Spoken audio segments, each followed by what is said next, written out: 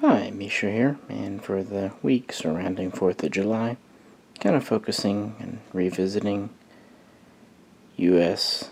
military planes and ships, and I guess as it happens, mostly U.S.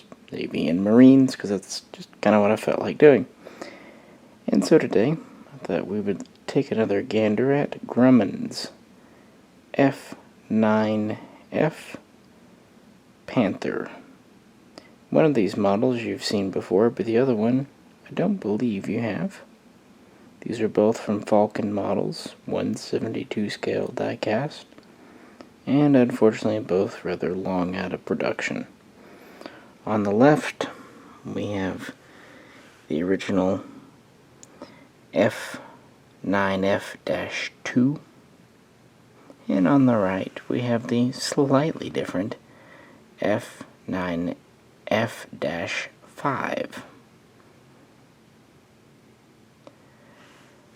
So, yeah, the Panther. This was really one of the U.S. Navy's earliest carrier-operated jet planes, and one of the first carrier-operated jet planes in the entire world. And it was the U.S. Navy's and the U.S. Marine Corps' primary fighter-bomber close air support plane during that war. However, because of rapid advancements in technology, it would be long out of service by the time of later conflicts like Vietnam. Really, the Panther line did begin with the Dash 2, as the Dash 1 virtually did not exist. Well, Grumman had great success in World War II with producing naval fighters, the F4F and the F6F primarily, and then after World War II, their F8F was one of the finest piston engine aircraft ever produced, kind of the culmination of the hull art form. But as early as 1944, 1945, Grumman was looking into these newfangled jet engines, and they submitted a design known as the G75 when the U.S. Navy held a competition for its first jet night fighter. Back then, the role of day fighter and night fighter were still separated because of the primitive radar and sensors of the day. Well, in April 1946, Grumman got the disappointing news that Douglas won with their F3D Sky Knight. That would be the Navy's new night fighter. However, they were given a contract to produce two prototypes, designated XF9F-1, in case the Douglas design did not work out as hoped. And this, that's kind of harkening back to the way things were done in World War II. But Grumman didn't have a lot of faith in the G75, and through some rather interesting paperwork and bureaucratic and political shuffling, they actually kept the contract and subbed in a whole new design known as the G79. And this ended up with the designation XF9F2. And they would build two prototypes of this, the first one flying in November 1947. And it quite quickly impressed the Navy. Now, Grumman had looked at American engines, but since it didn't feel that anything was on the horizon that delivered the power it needed, it actually had a license-produced version of the Neen, the British Neen engine, made by Pratt & Whitney, known as the J42. that it would use. And then in September of 1949, the new F9F-2 Panther was given approval to operate from U.S. carriers. Now, at this time, 1949, the U.S. Navy was experiencing a lot of political backlash and kind of just bad luck and budget cuts because the new U.S. Air Force, along with the nuclear weapons it held, was really taking preeminence. So there was a time when it didn't even look like the U.S. Navy would have carriers for that much longer. But then that summer, 1950, the Korean War kicked off, and the Panther was there. Newly in service, she would equip both the Navy and the Marine Corps. The Marines would operate her from forward air bases. The Navy primarily would operate her from aircraft carriers. And in the beginning, she proved a very dependable, rugged, and relatively popular aircraft with pilots and air crews. And so they would produce them at Grumman, building 1,382 total. And there would be a few variants.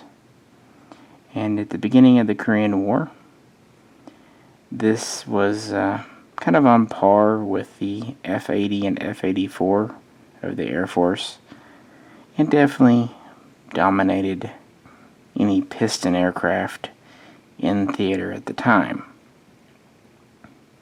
But as you know, this wouldn't last long. By November, December of 1950, the MiG-15, with its swept wing design, would come in and very quickly outclass the new Grumman.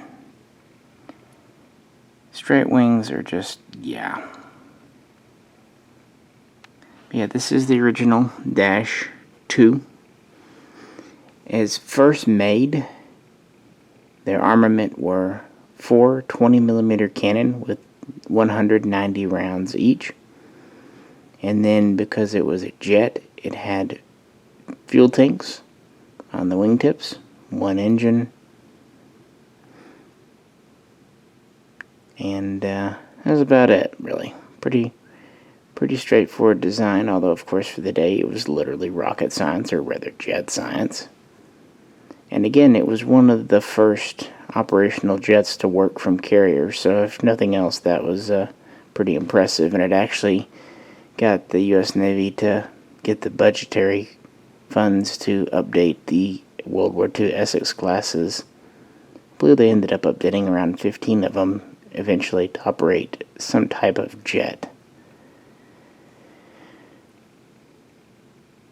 And yeah, they would do dogfighting, they would do air-to-air, but primarily it was air-to-ground, providing close air support to Marines and Army troops on the ground. And that would lead directly to the Dash 2 being updated, and where we'd eventually get the Dash 5. One of the first things to note about the Dash 5 here are, of course, the rockets under the wings.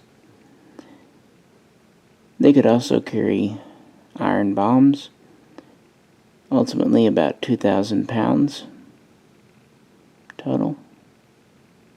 But that didn't begin with the Dash 5. Actually, the Dash 2 was updated, originally known as the Dash 2B, when they started adding wing racks. But once pretty much all the original Dash 2s are updated, that's just kind of the name Dash 2. Now that was with the Pratt & Whitney J42.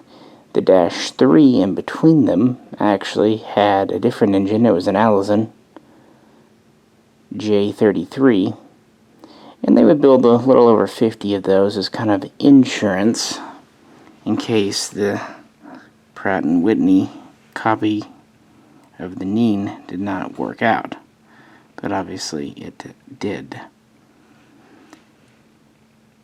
The Dash 4 came next, and they would slightly extend the fuselage, and they would increase the fuel tankage, and they would work with the engine intakes and how the air flowed over the wings, basically to help give it an even lower stall speed, making takeoff and landings easier and making close air support better. Now the Dash 4 originally was ordered with the J-33 Allison, but it never was produced that way.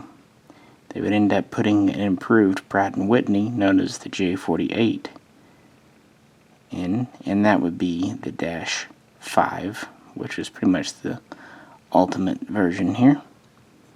Now, there was the F9F Cougar, which was a modification and update kit, which gave this swept wings. But these were only of limited production and use. There was also the photo reconnaissance version. They would build around 3 dozen, and they would actually be the U.S. Navy's first jet photo recon plane, used quite heavily in Korea. They were unarmed, so they had to have a fighter escort. Once we get to the Dash 5, our dimensions are just under 39 feet long, with a wingspan of just right at 38 feet. Cruise speed is about 480 miles per hour, with a maximum speed of about 580, so not winning any speed records. But she is carrying 4 cannon and up to 2,000 pounds of ordnance, so give her credit. Max altitude was a bit under 43,000 feet.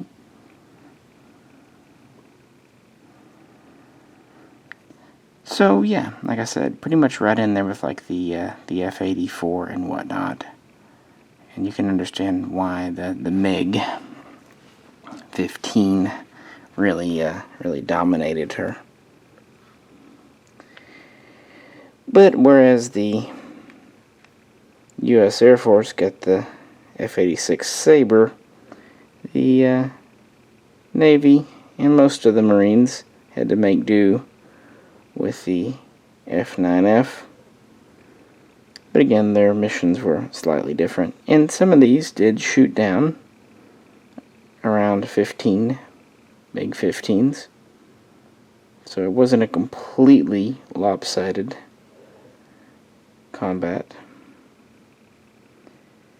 But honestly, after the Korean War, they already knew that a new swept-wing jet was needed. Thus, the Navy took these out of frontline service in 1956 and pretty much out of active combat roles by 1958, and the Marine Corps would do likewise a short time later. That said, this model here is obviously a combat one from Korea. This one over here, the older Dash 2, is actually a training model used in Pensacola, Florida. And it's around 1956. So they were kept for pilot training and practice and just, building up flight hours and what have you for a few years, really until parts started to wear out and the airframes just reached their max. Enough were still in service in 1962 that when the new designation system came online, this went from being the F9F to the F9, and then the various versions would be A, B, C, with the Dash 5 being the F9D. But really by 1962, there were only a few in reserve and kind of auxiliary way backup positions. The only foreign user was Argentina. They would fly around 24 of these, putting them in service between the late 50s and early 60s, and eventually replacing them with the A4, which they used quite famously during the Falklands War in 1982. A couple of other nations, like Australia, looked at the Panther, but the only takers were Argentina, and again, it was a relatively small number. I think they bought 28 or 30 total, and they flew, like I said, around 24 of them.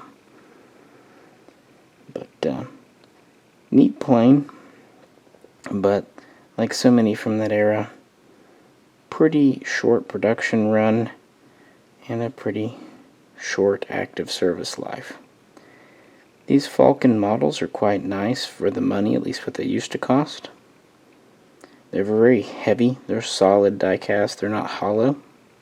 They do have gear up or down. Many of them have optional ordnance. Some, like this one, come glued on. Even though this one is a trainer, it didn't come glued on. It does actually come with rockets you could peg on if you wanted, but I kind of like to keep one clean. They do have opening canopies, which is nice. Now, the cockpit interiors is pretty basic. Just a seat and a stick, maybe a rudimentary instrument panel. But, luckily, these are made to authentic 1/72 scale.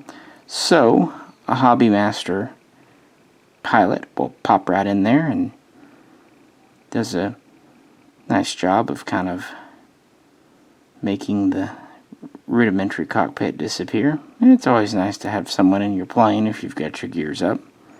If you do gear down, then it looks nice to have it open, I think. But if you're going to go up, might as well put someone in there, right? Like I said, I've shared this model with you before. I really like it. And this one I picked up about a year and a half ago, I think.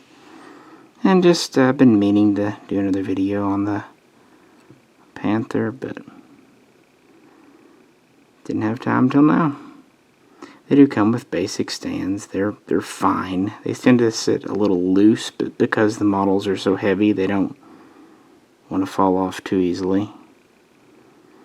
It's a shame that Falcon is no longer around. They made some neat stuff, and again, while the details aren't perfect, sometimes their panel lines are a little heavy-handed. Sometimes they get some stuff wrong. For the inexpensiveness of these, $30 or so, and they did things like the F-86D. They did several T-33 shooting stars.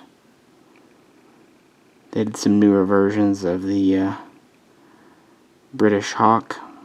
Yeah, they did some neat stuff. And of course, yeah, like the F9 and the F11F, because, I don't know, people haven't done these. I always like it when a company does something special and unique. So, part of the July 4th, I just thought we'd look at the Panther again. Why not? Anyway, appreciate you tuning in. Any questions or comments, please do post them below. This is Misha, and I'll catch you very soon next time.